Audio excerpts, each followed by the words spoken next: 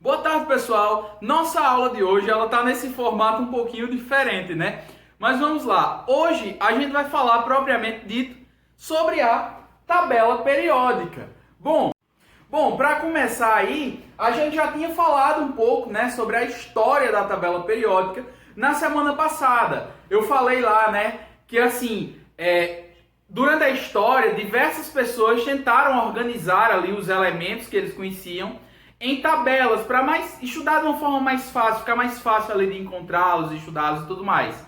E isso veio ali começar a dar certo quando os elementos foram organizados ali de acordo com o seu número atômico, né? A gente já falou lá o que é número atômico e tal. Mas hoje a gente vai falar dessa tabela periódica. Esse é o nosso modelo atual, né? Tem essas partes aí, né? A gente vai falar sobre cada uma delas. Então vamos começar. Que características a gente já sabe aí, já viu na aula passada, né? Bom, para começar, a gente tem a tabela periódica organizada de acordo com de acordo com o número atômico dos elementos. Então você tem o hidrogênio 1, 2, 3, 4, 5, 6, 7, 8, 9, 10 e por aí vai até o 118, né? A gente falou disso na aula passada. Outra característica que a gente tem é que, apesar de vocês não estarem conseguindo ver pela distância, né? Porque essa posição aqui era para mostrar mais as cores e as divisões, mas cada elemento ele vai ter em cima, né? Você pode olhar pela sua, que você também tem uma dessa. Você vai ter o seu número atômico, depois o símbolo do elemento, o nome do elemento e, por último, a massa atômica, né? Todos os elementos aqui, e na maioria das tabelas, vai ter pelo menos essas 4 informações. Existem tabelas que trazem outras informações, como, por exemplo, qual o estado físico daquele elemento, ou seja, é sólido, líquido ou gasoso, qual a distribuição eletrônica e várias outras características também. Mas hoje a gente tem que se concentrar na forma aí que a tabela está dividida, né?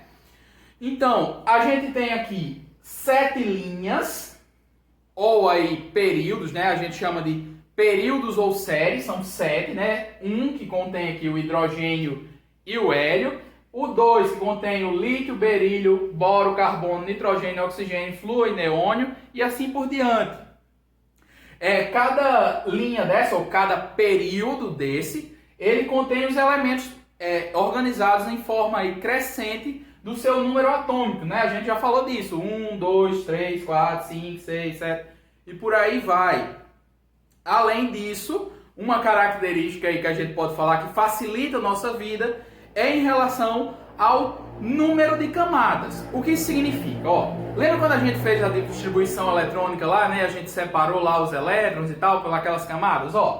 Quem está no período 1, né, na primeira linha, tem aí os seus elétrons distribuídos na primeira camada, lá na camada K, né? A gente já falou, a camada K tinha um elétron, 2 elétrons, não era assim? O hidrogênio só tem 1, tá nessa camada, o hélio tem 2, tá nessa camada. Quem está na segunda linha, né? No segundo período, vai ter aí seus elétrons distribuídos na primeira e segunda camada, no caso K e L. Então você tem aqui, por exemplo, o lítio, que tem 3, a gente fez lá, né? Ficava 2 e 1. Berílio, que tem 4, ficava 2 e 2, e assim por diante. E conforme a gente vai descendo, a gente vai chegando até a última camada. Então, período 1, camada K. Período 2, camada K e L. Período 3, camada K, L, M. Assim até chegar, né, no período 7, onde a gente vai ter aí os elétrons distribuídos até a camada Q, né, pela quantidade de elétrons. Isso é uma característica que a gente pode observar. Outra característica da tabela é que ela tem 18 grupos, né? Tem 18 colunas, cada coluna aí a gente chama de grupo ou família. Então a gente tem aqui, né, o grupo 1, 2, 3, 4, 5, 6, até o 18 lá no final. Cada um desses grupos ou famílias tem ali dentro deles as mesmas características, certo? Então, o lítio, ele é bem parecido com o sódio, que é bem parecido com o potássio. Desse outro lado, o oxigênio, ele é parecido com o enxofre. Deu para entender? Essa é a lógica que a gente segue, aqui. berílio, magnésio, cálcio, estrôncio, bário e rádio, eles têm características semelhantes. Uma dessas características, também relacionada ali com a nossa distribuição eletrônica que a gente fez ali nas aulas passadas, é o número de elétrons na última camada. Ó, se vocês tivessem pegado aquele número que eu dei e só achado aqui, você já conseguiu fazer a metade do trabalho. Porque, ó, todos os elementos que estão aqui na família 1, eles na sua última camada têm um elétron, né? A gente foi aqui, ó. O hidrogênio, ele só tem um elétron, sua última camada só tem um. O lítio, ele tem 3, então ficava 2 e 1, né? A última camada tem 1. E assim por diante. Grupo 2 ou família 2, mesma coisa. Aqui todos vão ter 2 elétrons na sua última camada. A gente não fala desse meio por enquanto, mas aqui é 3, né? Porque é o 3, 4, 5, 6, 7 e 8. Simples assim. O que mais que a gente pode falar ainda? A gente também pode falar do seguinte: a gente pode dividir a tabela em basicamente 2 grupos. Essa divisão era muito feita antigamente, mas ela foi sendo assim abandonada com o passar do tempo. Mas é importante ainda para a gente entender as características dos átomos. Então, a gente tem os elementos representativos, que são os que estão nessas colunas mais altas. Então, os grupos 1, 2 e dos grupos 13 em diante. Antes, né, era chamado de 1A, 2A, 3A e por aí vai. Hoje não usa mais esse nome. Mas ainda assim você tem aí o 1, 2, 13, 14, 15, 16, 17 e 18 são os elementos representativos. A gente vai falar o que significa, mas basicamente é o seguinte. Se você olha um aqui, o de cima, ele representa todos os outros, certo? Enquanto esse pedaço aqui do meio, essa parte mais baixa, é chamado de elementos de transição, né? Outra coisa que a gente ainda pode falar é que parte estranha é essa aqui embaixo. Essa parte aqui, na verdade, ela é encaixada aqui. Ela é tirada para a tabela ficar mais curta, beleza? Mas se vocês observarem aí na tabela de vocês, não sei se está dando para ver direito aqui, ó, nesse espaço aqui ficam os elementos de número 57 a 71, que são essa linha de cima. Nesses aqui fica de 89 a 103, que é a linha de baixo. Então, esses aqui se encaixam aqui, né? Mas para não ficar muito extensa, tem essa divisão. Inclusive, esses elementos que estão aqui representados em vermelho são chamados de elementos de transição externa, e esses dois aqui de baixo, que ficam nesse espacinho pequenininho, elementos de transição interna. E para falar da tabela periódica, a gente tinha basicamente isso aí. Agora vamos falar um pouco sobre as características de cada um desses grupos. Para começar aí, então, a gente pode falar da distribuição aqui mais simples. O que é que a gente tem? A gente tem toda essa parte aqui, até aqui, ó, essa diagonal. No livro de vocês representa isso bem direitinho. A gente tem os metais. Depois disso, a gente tem os não metais, que vai vir até aqui. Um triângulozinho. Melhor ver no livro de vocês. E por último, a gente tem os gases nobres. Essas 3 classes têm características aí um pouco diferentes, certo? Para começar, a gente fala do hidrogênio, certo? O hidrogênio é um caso à parte. Ele não se encaixa com ninguém, ele é diferentão, né? Porque ele só tem ali um elétron, a gente viu lá, né? E isso faz com que as características dele não se encaixem com o resto, certo? Ele fica aqui porque na sua última camada ele tem um elétron. Mas ele combina mais com o pessoal aqui, ó, lá de cá, certo? Então, ele é diferentão, não vamos falar dele agora. Dando aí início, então, a falar de cada um desses grupos, a gente tem aqui o grupo dos metais alcalinos. Os metais alcalinos são lítio, sódio, potássio, rubídio, césio e frâncio. O que são os metais alcalinos? O que significa esse nome? Bom, os metais alcalinos têm esse nome por causa de uma coisa que a gente vai estudar daqui a alguns capítulos, mas basicamente eles são alcalinos, eles são básicos. Não faz sentido para vocês, porque vocês não estudaram ainda. Mas quando vocês estudarem, vocês vão entender. Basicamente, eles reagem com a água, formando ali compostos básicos ou hidróxidos. A gente vai falar disso depois, né? As características dele, como é muita coisa, eu anotei, lidem com isso. Afinal, a gente vai falar de 118. Mas vamos lá, as características dessa primeira parte aqui, desse primeiro grupo, que seriam os alcalinos. Eles têm baixo ponto de fusão e ebulição, eles são sólidos, mas tem baixos pontos ali de fusão e ebulição, ou seja, se a gente quiser esquentar, ele vai virar líquido e depois gasoso, certo? Eles têm aspecto fosco, principalmente quando formam ali óxidos, ou seja, quando estão em contato ali com o oxigênio. A gente vai falar disso em outra aula. Que mais?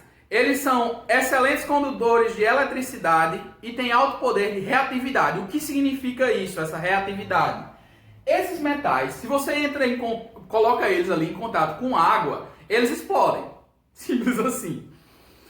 Vocês podem até procurar isso, tem ótimos vídeos na internet aí. Você pode procurar, por exemplo, sódio mais água, que vai dar ótimos resultados.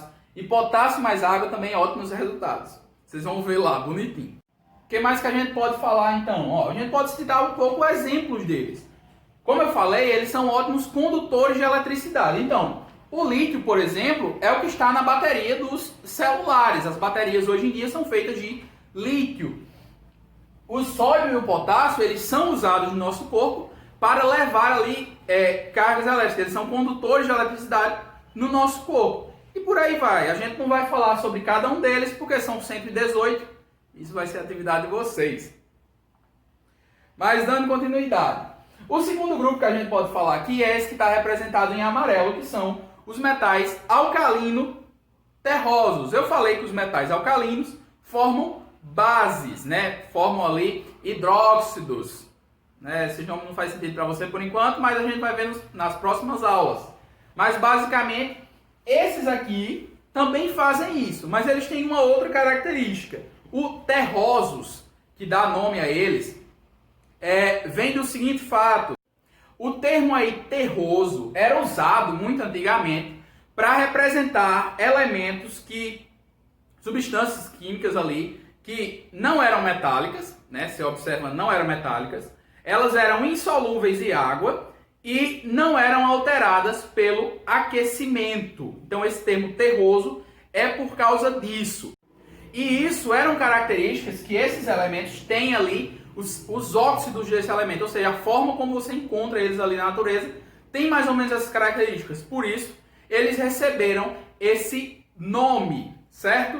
Mas, falando agora das características deles, a gente tem o seguinte, eles têm as mesmas características alcalinas dos metais alcalinos, né? Tanto que o nome deles é alcalino-terrosos. Eles têm baixa densidade, são coloridos e moles, né? Um exemplo aqui a gente tem o cálcio. O óxido de cálcio, ele é branco, né? Na verdade, todos esses óxidos são brancos, eles têm cores ali, tá entendendo? Que mais? Na natureza são encontrados apenas associados a outros átomos e nunca na forma pura. Por isso, quando observavam eles, que eles tinham essas características ali, né? Como eles não são puros, eles têm outras características ali. E isso fazia essa classificação de terrosos, porque se olhava para ele, ele parecia com um povo lá do outro lado. Mas a gente fala disso daqui a pouco. O que mais? Eles formam ácidos, eles formam óxidos, sais e bases, a gente fala disso em outra aula. São elementos mais densos do que esses aqui. Então, esses aqui são menos densos do que esses, certo? E eles são menos reativos. Mas se você procurar magnésio com água, você vai ver também uma beleza. Um exemplo também, a gente pode falar aqui, é o caso do cálcio. A cal que a gente usa é óxido de cálcio. Você sabe, quando coloca dentro d'água, esquenta e tudo mais. Então você já sabe dessa característica aí. Dando continuidade, aí a gente passa para essa parte estranha aqui da tabela, essa parte de baixo, certo? Esses são os chamados metais de transição, certo? Eles fazem aí a transição entre um pedaço e outro. O nome é simples de lembrar. O que é que faz os metais de transição? Quais são as características dele? Bom, diferente do quem está desse lado e de quem está desse lado, eles têm muitas características aí variadas. Então, se você pegar, por exemplo, o titânio, você pegar o ródio, pegar o ouro, pegar o cobre, cada um vai ter suas características ali um pouco diferentes dos outros. Mas a gente pode falar de coisas gerais. Todos eles são metais, né? Justo, o nome deles é metais de transição. O que mais? quase todos são metais duros. Eles costumam aí ser sólidos, mas temos uma exceção. O mercúrio, né, que é usado ali em termômetros, né, ele é líquido. Todo mundo já viu o mercúrio. Eles têm altos pontos de fusão e ebulição, ou seja, é difícil fazer ele passar para o estado líquido e mais ainda passar para o estado gasoso. Sendo o tungstênio representado aqui pela letra W, o que tem esses pontos mais altos, que seriam ali o ponto de fusão dele, 3.410 graus Celsius, e o ponto de ebulição, 5.660 graus. Então você vê aí que os valores são realmente altos, né? O que mais? Eles são maleáveis, ou seja, a gente consegue moldá-los, né? É comum, por exemplo, a gente fazer coisas com ferro, a gente fazer coisas com cobre. Vou dar um simples exemplo que está aqui na minha frente, ó. Essa régua é de metal, ela foi moldada nesse formato. Então, a maleabilidade é isso, essa capacidade que a gente tem de moldar as coisas. O que mais?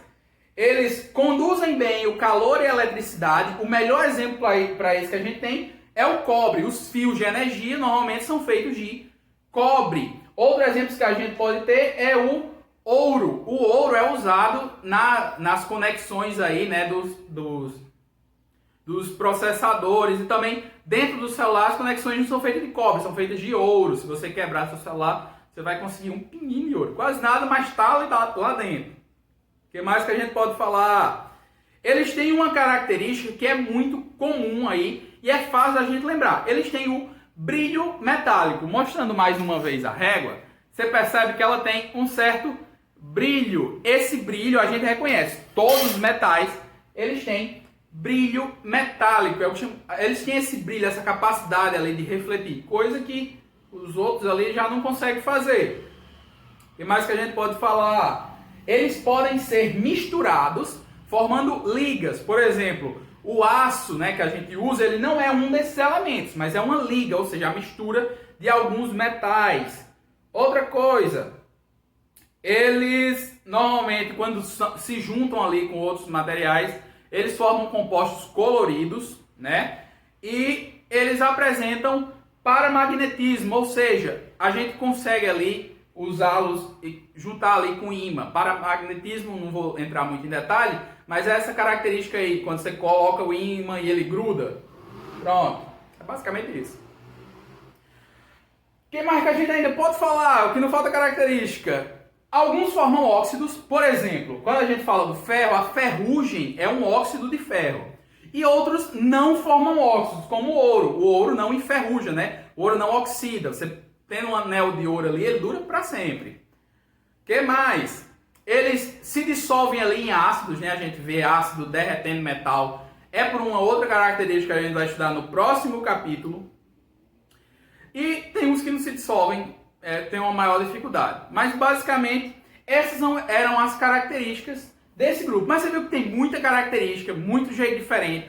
Para uns funciona, para outros já não funcionam. Então, essa parte é realmente estranha. Agora vamos falar da parte mais estranha ainda, que são esses dois aqui. Por que eles ficam separados e tal? Bora falar disso. Para começar, vamos falar da linha de cima. A linha de cima é chamada de latanídeos, né? Por causa do primeiro cara aqui. O primeiro cara aqui é o lantânio. Então, ele dá nome ao resto. Por quê? Porque todos eles têm características muito semelhantes. Afinal, todos eles eram para dar nesse espacinho aqui. Beleza? Então, eles eram inclusive conhecidos como metais de terras raras. Essa linha aqui de cima, os latanídeos, e esses dois caras também, eram chamados de terras raras. Por que isso?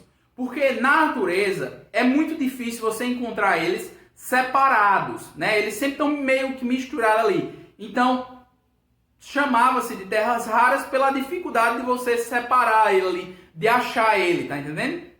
Mas na verdade, eles estão na natureza em uma alta quantidade, certo? Só que por causa aí dessa característica que está sempre junto, é difícil extrair eles e por isso eles também ficam mais caros. A gente pode falar de um exemplo bem comum, neodímio. Quem usa o YouTube aí para ver coisas aleatórias já viu com certeza ímãs de neodímio, né? Os ímãs de neodímio, eles são muito caros. Não recomendo você pesquisar para comprar porque é assustador ali o valor Doeu quando eu fui pesquisar. Mas, basicamente, eles são caros por causa dessa dificuldade de você encontrá-los ali. Que características a gente pode falar deles? Eles são macios. Então, além de ser macios, eles são maleáveis, ou seja, você pode moldá-los ali no formato que você quiser. Normalmente são reativos, principalmente se estiver em altas temperaturas e em pequenas quantidades. E eles têm cores que variam aí do cinza escuro até o prateado. Essa linha de cima é os latanídeos. Só uma coisa, o único cara aqui que não é encontrado na natureza é esse aqui, o promécio. O promécio ele foi sintetizado no laboratório. Todos os outros são encontrados aí em natureza. Já a linha de baixo é um pouquinho mais diferente ainda. O que a gente tem? A linha de baixo são os actinídeos. Esse nome vem do primeiro cara, o actínio. Os actinídeos aí, eles podem ser encontrados naturalmente só até urânio. Deixa eu tentar falar melhor. Os primeiros 4 aqui, eles são sim encontrados na natureza. Todos os outros, depois aqui, 93 em diante, eles foram feitos ali em laboratório, certo? Mas o que a gente pode falar sobre eles? Os actinídeos são radioativos. Ó, veja que ele tem o rádio, aí depois vem para ele. Então, todos eles são radioativos, eles têm radioatividade ali. E por causa disso, eles são difíceis de ser manuseados ali, né? Porque eles vão ter uma alta radioatividade e também uma alta temperatura por causa disso. Todos esses 4 elementos aqui é encontrado na natureza, como já falei. Os demais, eles são chamados de transurânicos. O que significa isso? Os que vêm depois do urânio. Eles não são encontrados na natureza. Pronto. Então a gente já falou sobre os metais alcalinos, os metais alcalinos terrosos, os metais de transição, que são estranhos, né? Cada um tem uma característica. A gente já falou sobre os latanídeos e a gente já falou sobre os actinídeos. Então, esse pedaço da tabela a gente já falou. Vamos falar agora desse finalzinho, beleza? Então, deixa eu ir mais para cá agora que fica mais fácil. Esses aqui são chamados de outros metais, ou ainda a gente pode chamar de metais de pós-transição. Por que esse nome? Se esses caras são os metais de transição, esses são os que vêm depois da transição, beleza? Bom, as características deles, elas são até um pouco assim parecidas com o pessoal aqui do meio, os metais de transição. Por isso, né, eles têm esse nome, metais de pós-transição, porque eles ainda têm certas características com esse povo aqui, além do fato de eles estarem depois da transição. Mas assim, quais são as características deles mesmo? Eles são macios, certo? Ou quebradiços, né? Apresentam baixa resistência mecânica e pontos de fusão inferiores aos dos metais. Então, basicamente assim, enquanto esses aqui são mais difíceis de mexer, esses aqui são mais fáceis ainda, beleza? Essa é a lógica, certo? O que mais que a gente podia falar deles? Eles são também piores condutores elétricos do que esses caras aqui. Então a gente tinha um dos melhores aqui, né? O cobre, por exemplo, que é usado aí pela gente. Esses caras aqui são um pouquinho pior, certo? Para conduzir eletricidade. Então quando eu digo ali que eles são macios e têm menos resistência mecânica, o alumínio é um ótimo exemplo para isso. A gente consegue muito bem moldar ali, né? Por exemplo, as panelas. As panelas é fácil de serem moldadas. Com certeza aí vocês, se já pegaram uma panela velha, viu como é fácil também você amassar. Tem outro caso, papel alumínio. Papel alumínio a gente consegue facilmente modelar ele na mão, certo? Então essa é uma característica desses caras. Eles são mais macios do que esse e são também, tem menos resistência mecânica. Então se você fizer força neles, o resultado vai ser mais fácil, você vai ser mais fácil de prensar do que esses caras aqui, beleza? Além disso, né, como eu já falei, eles conduzem um pouquinho pior eletricidade do que esses. Esses aqui são melhores, certo? Agora a gente passa para esse pedaço aqui, que é meio bagunçado, né? A gente pode olhar assim, mas por que organizar desse jeito, né? Essa escadinha faltando um pedaço. Então, esses são chamados aí de semimetais. O que são os semimetais. Basicamente, ó, a gente falou até agora de metais, beleza? Então, até aqui, essa linha aqui, são os metais. Quem está do outro lado aqui são os não metais, certo?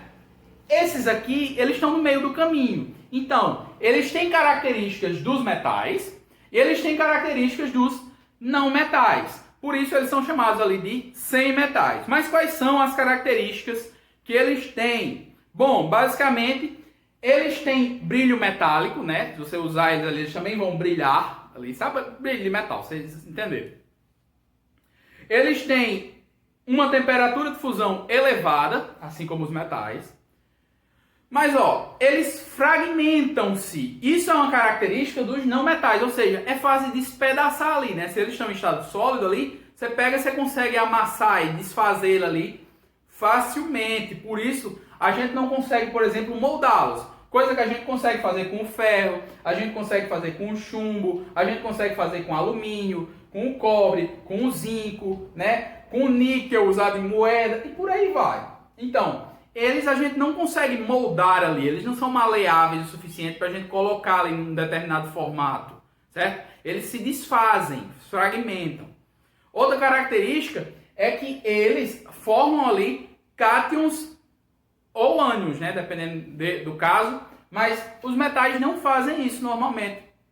Eles têm uma maior dificuldade, porque, pelo menos assim, para formar ânions, os metais normalmente eles formam cátions, enquanto esses caras conseguem tanto formar cátions como ânions. E uma característica que é talvez a mais importante para a gente é que eles são semicondutores. Vocês talvez já tenham ouvido falar disso, mas a gente não vai tratar especificamente disso agora. O importante é, quando a gente fala desses caras, a gente está falando ali, sabe os processadores de computador, de celular, os superprocessadores, os processadores perfeitos ali, são feitos com esses caras. Por quê? Porque eles têm uma característica ali da semicondutividade. Eles estão ali no meio do caminho. Então, eu vou dar um simples exemplo aqui, que é o caso do silício, né? O silício tem uma região ali dos Estados Unidos conhecida como Vale do Silício, onde ficam ali empresas, né, importantes de tecnologia e tal. Porque esse material é muito utilizado para esses produtos aí tecnológicos. Uma última coisa que a gente pode falar sobre os semimetais é que dependendo da tabela que você pegue, eles não são classificados assim. Então, a gente tem uma forma muito simples aí de entender isso. Os 4 caras aqui dessa diagonal, então, boro, silício, arsênio e telúrio, eles são muitas vezes considerados como não metais. Enquanto esses 3 caras aqui de baixo, no caso, o germânio, o antimônio e o polônio, são considerados como metais. Essa é uma classificação que vem sendo usada aí, mas, de certa forma, todos os 7 aí têm as mesmas características, né? Então a gente pode considerá-los como um grupo à parte. Agora, finalmente, a gente pode falar desses caras aqui verde claro. Eles são os não metais. O nome já diz tudo. Esses aqui são o contrário de todo o resto. Então a gente falou dos metais, todas as características, eles têm certas parecidas ali, né? Enquanto esses caras não, eles são o contrário. Quais são as características então dos não metais? Bom, para começar, eles não possuem brilho, né? A gente falou que os metais têm ali o brilho metálico. Esses caras não possuem brilho. Eles são mal condutores de eletricidade e calor, então muitas vezes a gente pode usá-los até como isolantes térmicos ou isolantes elétricos.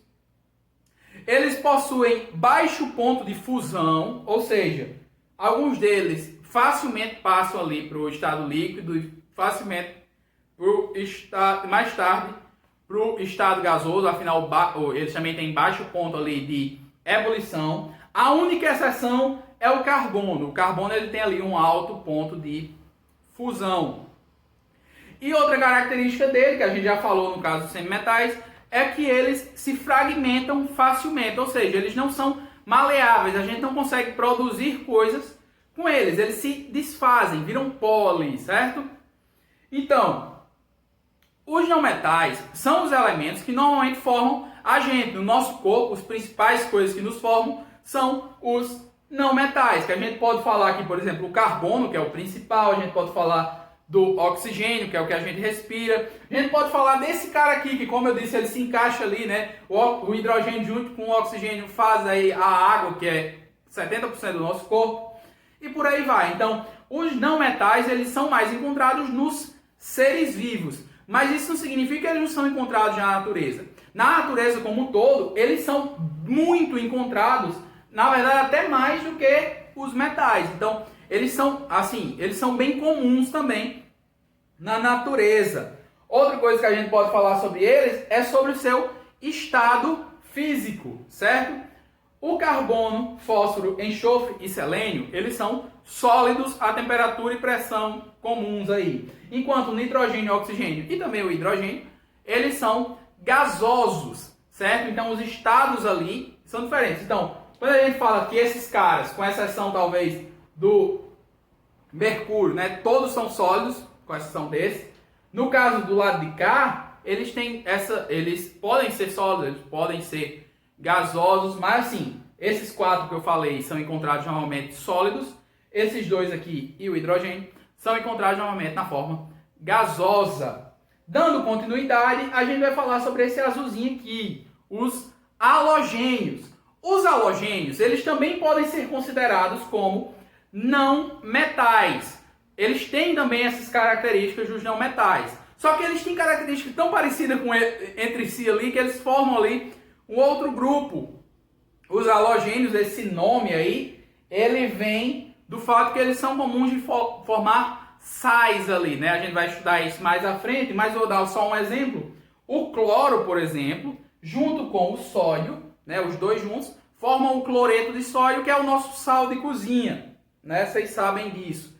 Então, esses caras aqui têm uma facilidade ali para formar sais. O que a gente pode falar deles? Eles são forte oxidantes, ou seja, são ali, eles se oxidam muito fácil, não importa muito o que é isso agora, mas decorem isso aí, certo? E eles normalmente se juntam com o pessoal do lado de cá, certo? Eles formam ali compostos com quem está nessa ponta aqui. Por quê? Como eu falei lá, né? Na última camada a gente tem que ter menos de 8. A gente vai estudar isso mais à frente, que todos os elementos eles querem ter 8 ali no final. E esses caras têm 7. Então eles só precisam de 1. Esses caras têm 1. Então, né? Forma um casalzinho perfeito aí.